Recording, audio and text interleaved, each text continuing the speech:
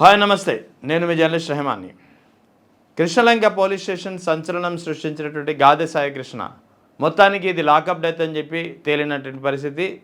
Arrest చేసినటువంటి CI నాగరాజును కోర్టులో హాజరుపరిచినప్పుడు సమర్పించినటువంటి SIT ఏదైతే దర్యాప్తు చేసిందో సిట్ సమర్పించినటువంటి రిమాండ్ రిపోర్ట్లో చాలా స్పష్టంగా సాయి కృష్ణది హత్య అని చెప్పి ఉంది. సో అంతవరకు ఇది లాకప్ డెత్ అని చెప్పి తేలినటువంటి పరిస్థితి. కానీ ఈ మొత్తం రిమాండ్ రిపోర్ట్ని కనుక ఒక్కసారిగా పరిశీలిస్తే ఉన్నతాధికారుల్ని కావలసిన వారి పేర్లను తప్పించేందుకు ఈ రిమాండ్ రిపోర్ట్ అనేది ఈ విధంగా డిజైన్ చేశారు, ఈ విధంగా రాశారని చెప్పి చాలా క్లియర్గా అర్థమవుతుంది. రిమాండ్ రిపోర్ట్లో అసలు ఒక హత్య జరిగినప్పుడు అది హత్య లేదా లాకప్ డెత్ ఇటువంటివి జరిగినప్పుడు రిమాండ్ రిపోర్ట్లో ఏ విధమైనటువంటి నేరేషన్ ఉండాలి, ఎలాంటి అంశాలు పొందుపరచాలి, ఎలాంటి అంశాలపై ఎక్కువగా దృష్టి సారించాలనేది ఏదీ ప్రస్తావన లేదు. అంటే రిమాండ్ రిపోర్ట్ మొత్తం పోలీసు ఉన్నతాధికారులు, పోలీస్ బాసు కొందరి ప్రమేయాన్ని తప్పించేందుకు ఈ రిమాండ్ రిపోర్ట్ ఈ విధంగా డిజైన్ చేశారనేది చాలా క్లియర్గా అర్థమవుతుంది. రిమాండ్ రిపోర్ట్ మొత్తం తప్పుల తడకగా కనిపిస్తుంది. ఆ అంశాలని ఒక్కొక్కటిగా ఇప్పుడు మీ ముందు ఉంచే ప్రయత్నం చేస్తున్నాను. ముఖ్యంగా దీనికి సంబంధించి ప్రధానంగా సాయి కృష్ణకు సంబంధించి హత్య లాకప్ డెత్ జరిగింది, ఏ విధంగా జరిగింది లాకప్ డెత్ అంటే ఎవరెవరు అతన్ని కొట్టే ప్రయత్నంలో, ఎప్పుడు అతను ఏ టైంలో అతను చనిపోయాడు, ఈ వివరాలు ఏవి ఇందులో రిమాండ్ రిపోర్ట్లో లేవు. రిమాండ్ రిపోర్ట్లో ఉన్నవి ఏంటి, మార్కాపురం నుంచి పోలీసులు తీసుకొచ్చి కృష్ణలంక పోలీసులకి అప్పగించారు. ఎప్పుడు అప్పగించారో కూడా ఉంది. ఆ తర్వాత ఒక ఎస్ఐ అతన్ని 3 రోజులు అతన్ని స్టేషన్లో చూశానని కూడా ఎస్ఐ వాంగ్మూలం ఇచ్చినట్టు కూడా సిట్ సమర్పించినటువంటి రిమాండ్ రిపోర్ట్లో ఉంది. ఆ తర్వాత అదే ఎస్ఐ సాయికృష్ణ మృతదేహాన్ని కూడా పోలీస్ స్టేషన్లో చూసినట్టు చాలా క్లియర్గా అదే సిట్ సమర్పించినటువంటి రిమాండ్ రిపోర్ట్లో ఉంది. కానీ మరి మృతదేహం ముందు సాయికృష్ణని సజీవంగా చూసిన ఎస్ఐ వాంగ్మూలం ఉంది, అదే సాయికృష్ణను మృతదేహంగా చూసినటువంటి అదే ఎస్ఐ వాంగ్మూలం ఉంది. అంతవరకు ఓకే. మరి అతను ఎవరు చంపారు, ఎప్పుడు చంపారు, ఈ ప్రక్రియలో ఎంతమంది పాల్గొన్నారు అనే విషయంపై కూడా రిమాండ్ రిపోర్ట్లో ప్రస్తావించాలి కదా. ఈ అంశాలు ఏవి ప్రస్తావించలేదు. కేవలం మార్కాపురం నుంచి తీసుకొచ్చి ఇక్కడ కృష్ణలంక పోలీసులకు అప్పగించారు. ఒక ఎస్ఐ ఏమో అతన్ని పోలీస్ స్టేషన్లో చూసినట్టు, తర్వాత అతని మృతదేహంగా చూసినట్టు ఇదే మాత్రమే ఉంది. ఆ తల్లి ఫిర్యాదు చేసినటువంటి ఫిర్యాదు అంశాలు కూడా ఈ రిమాండ్ రిపోర్ట్లో ఉన్నాయి. సో అంతవరకే ఉంది. కానీ సాయికృష్ణను ఎప్పుడు చంపారు, హత్యకు ఉపయోగించినటువంటి ఆయుధాలేవి, ఏ సమయంలో ఎలా చంపారు, ఎవరెవరు పాల్గొన్నారు, ఇది ఉండాలి కదా. ఒక నేరేషన్ రిమాండ్ రిపోర్ట్ అనేది చాలా కీలకమైనది. దేనికి ఒక కేసుకు సంబంధించి రిమాండ్ రిపోర్ట్ వల్లే కీలకమైనటువంటి పరిణామాలు చోటు చేసుకుంటాయి. కానీ ఆ అంశాలేవి ఇక్కడ ప్రస్తావించినటువంటి పరిస్థితులు లేవు. అంతేకాకుండా మొత్తం సాయికృష్ణ ముందు నుంచే నిన్న కూడా ఒక వీడియోలో చెప్పే ప్రయత్నం చేశాను. మొత్తం సాయికృష్ణ కేసు మొత్తాన్ని నీరు గార్చేందుకే అన్ని రకాల ప్రయత్నాలు జరుగుతున్నాయి. అందులో తొలి ప్రయత్నమే ఇది రిమాండ్ రిపోర్ట్ అనేది. ఇక్కడ ప్రధాన బాధ్యుడైనటువంటి పోలీస్ కమిషనర్ రాజశేఖర బాబుతో పాటు టాస్క్ ఫోర్స్ అధికారిని కూడా తప్పించాలనే కుట్ర ఉన్నది ఇందులో అనేది ఈ రిమాండ్ రిపోర్ట్ ద్వారా చాలా క్లియర్గా బయటపడుతుంది. ఎందుకు బయటపడుతుందంటే సాధారణంగా ప్రతి పోలీస్ స్టేషన్లో స్టేషన్ ఆఫీసర్లు, జనరల్ డ్యూటీ ఇన్ఛార్జీలు, సెంట్రీలు ప్రతి 6 నుంచి 12 గంటల మధ్య షిఫ్ట్లు మారుతుంటారు.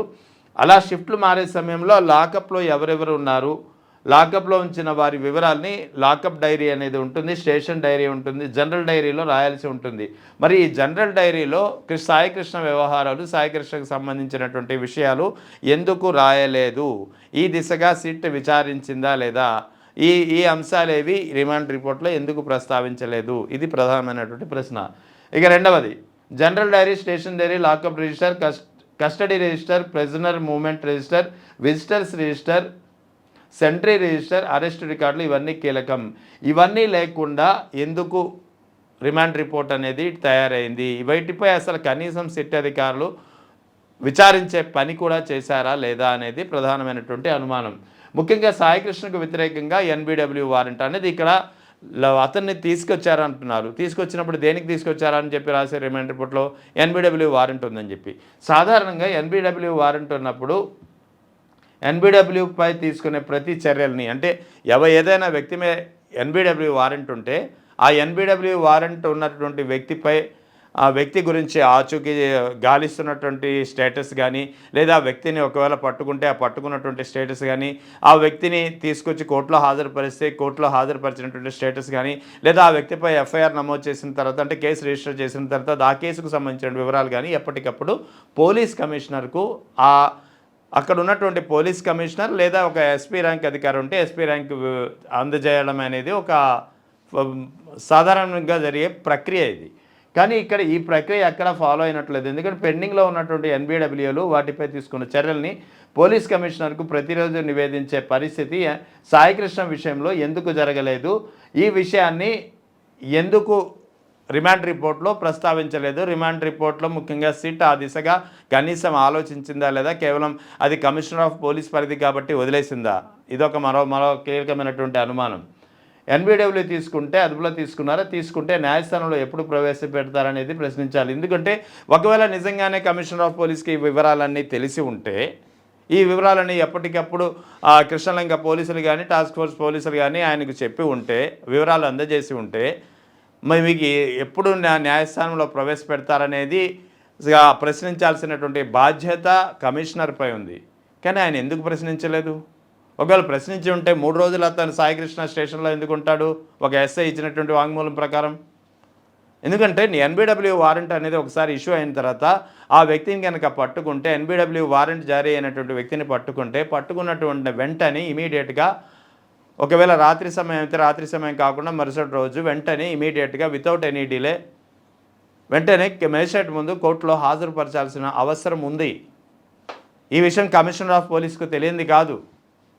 మరి ఇక్కడ ఈ రిమాండ్ రిపోర్ట్లో కనీసం ఆ విషయాలు ప్రస్తావించలేదు, ఆ దిశగా విచారించారా లేదా అనేది కూడా క్లారిటీ లేదు. ఇక్కడ చాలా క్లియర్గా ఉంది కదా, ఎన్బిడబ్ల్యూ తీసుకున్నప్పుడు ఒకవేళ తీసుకున్న సమాచారం ఒక కమిషనర్ ఆఫ్ పోలీస్కు ఉంటే మీ సాయికృష్ణని అదుపులో తీసుకున్నారు కదా, ఎప్పుడు ప్రవేశపెడుతున్నారు న్యాయస్థానం ముందు అనేది కమిషనర్ ప్రశ్నించి ఉండాలి కదా. ఒకవేళ ప్రశ్నించి ఉంటే హైకోర్టుకు తప్పుడు సమాచారం ఎందుకు ఇచ్చారు? ఎందుకంటే హైకోర్టులో తల్లి హెబియస్ కార్పస్ పిటిషన్ వేసింది, నా కొడుకు ఏమయ్యాడు, నా కొడుకు ఆచూకీ తెలియడం లేదని చెప్పి. పోలీసులు తీసుకెళ్లారు మార్కాపురం నుంచి, ఆ తర్వాత అతిగతి లేదని చెప్పి. మరి అటువంటిప్పుడు అప్పుడు హెబియస్ కార్పస్ విచారణ ఈయన లాస్ట్ నెల 15వ తేదీన విచారణకు వచ్చినప్పుడు హైకోర్టు ముందు ఇదే పోలీసులు ఏం చెప్పారు? అతని ఆచూకీ తెలియదు, అతని గురించి గాలిస్తున్నామని చెప్పారు. పరిస్థితి 29వ తేదీకి పోస్ట్పోన్ చేసి 29కి వాయిదా వేసి 29వ తేదీ లోపల సాయికృష్ణను హాజరుపరచాలని చెప్పి కోర్టు ఆదేశించినటువంటి పరిస్థితి. అంటే ఇక్కడ సాయికృష్ణ ఆల్రెడీ లాకప్లో ఉన్నాడు, కృష్ణలంక పోలీసుల కస్టడీలో ఉన్నాడు. 3 రోజులు సజీవంగా చూశానని చెప్తున్నటువంటి ఎస్ఐ వాంగ్మూలం ఉంది. ఆ తర్వాత అతన్ని మృతదేహం చూశానన్న అదే ఎస్ఐ వాంగ్మూలం ఉంది ఈ రిమాండ్ రిపోర్ట్లో. కమిషనర్ ఆఫ్ పోలీస్కి ఇదంతా తెలియకుండా జరిగిందేం కాదు. మరి అటువంటిప్పుడు హైకోర్టులో హెబియస్ కార్పస్ పిటిషన్ వేసినప్పుడు అబద్ధాలు ఎందుకు చెప్పారు? హైకోర్టుకు అబద్ధాలు ఎందుకు చెప్పారు? హైకోర్టు ముందు వాస్తవాలు దాచే ప్రయత్నాలు ఎందుకు చేశారు? ఇదే చాలా కీలకమైనటువంటి ప్రశ్న.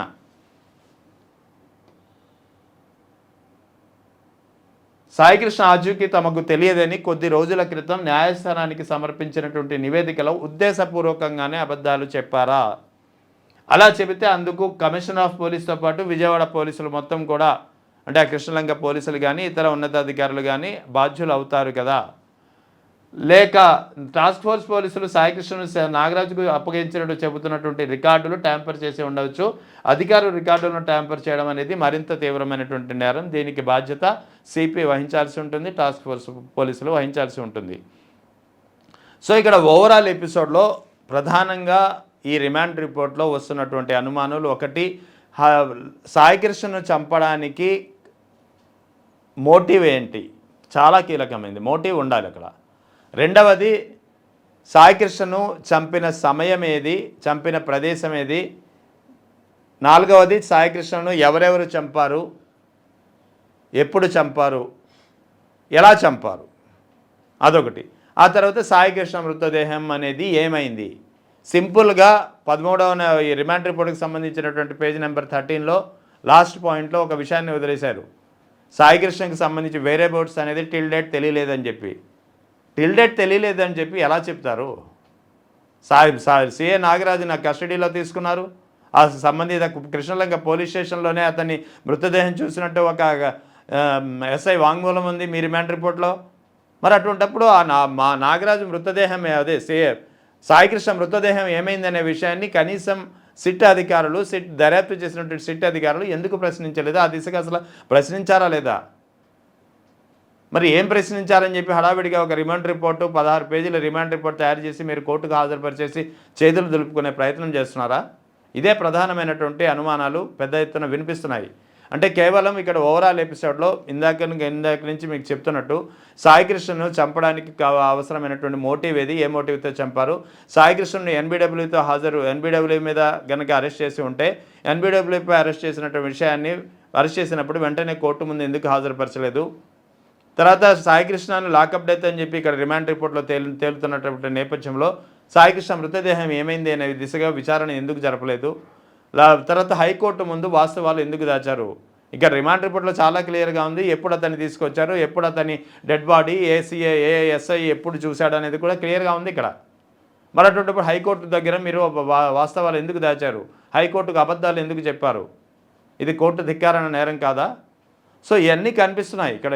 మొత్తానికి రిమాండ్ రిపోర్ట్ ద్వారా కొందరు పోలీసు ఉన్నతాధికారులను దాచేందుకు, తప్పించేందుకు ఒక కుట్ర జరుగుతోంది. ఇందులో భాగంగా హైకోర్టుకు కూడా అబద్ధాలు చెప్పినటువంటి పరిస్థితి అనేది చాలా క్లియర్గా ఈ రిమాండ్ రిపోర్ట్ ద్వారా అర్థమవుతున్నటువంటి పరిస్థితి.